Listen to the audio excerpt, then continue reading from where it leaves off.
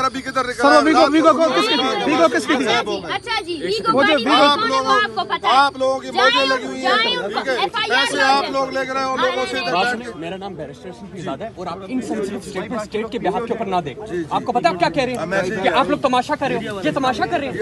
नहीं, don't do this, don't do this, you do not have the right to do that. मेरी बात समझ लें आप एक छोटे से ऑफिसर हैं, आप आईजी के बिहाफ के ऊपर बातें ना करें, आप बातें ना करें, ठीक है ना?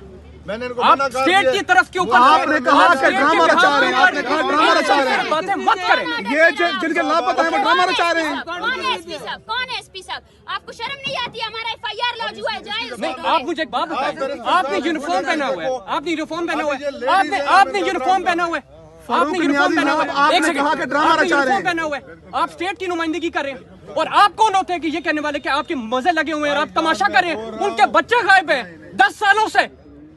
आपकी और मेरी बेटी अगर गायब हो जाए, हम मर जाएं, तो आप इस तरह की इनसेंसिटिव बातें कैसे कर सकते हैं?